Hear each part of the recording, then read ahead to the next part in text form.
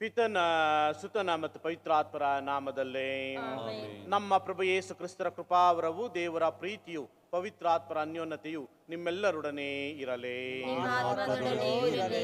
ಕ್ರಿಸ್ತರಲ್ಲಿ ಪ್ರೀತಿಯ ಸಹೋದರ ಸಹೋದರಿಯರೇ, ಈ ಲೋಕದಲ್ಲಿ ನಾವು ಯಾವ ರೀತಿಯಾಗಿ ಬೇರೆಯವರಿಗೆ ನೀಡುತ್ತೇವೆಯೋ ಅದೇ ರೀತಿಯಾಗಿ ಪರಲೋಕದ ತಂದೆ ನಮಗೆ ನೀಡುತ್ತಾರೆ.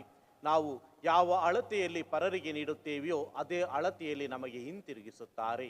ನಾವು ನೀಡುವಂಥ ಅಳತೆಯಲ್ಲಿಯೇ ಪ್ರೀತಿಯನ್ನಾಗಲಿ, ದ್ವೇಷವನ್ನಾಗಲಿ, ಕ್ಷಮೆಯನ್ನಾಗಲಿ, ಮಮತೆಯನ್ನಾಗಲಿ ಅಥವಾ ನಾವು ಮಾಡುವಂಥ ದಾನ ಧರ್ಮಗಳನ್ನಾಗಲಿ ದೇವರು ನಮಗೆ ಹಿಂತಿರುಗಿಸುತ್ತಾರೆ. ನಾವು ಯಾರನ್ನಾದರೂ ದ್ವೇಷಿಸಿದ್ದಾದಲ್ಲಿ ಅದೇ ದ್ವೇಷವನ್ನು ನಾವು ಪಡೆದುಕೊಳ್ಳುತ್ತೇವೆ. ದ್ವೇಷಕ್ಕೆ ಬದಲಾಗಿ ನಾವು ಪ್ರೀತಿಯನ್ನು ನಾವು ಕಲಿಸಿದ್ದಾದಲ್ಲಿ ಪ್ರೀತಿಯನ್ನು ನಾವು ಪಡೆದುಕೊಳ್ಳುತ್ತೇವೆ.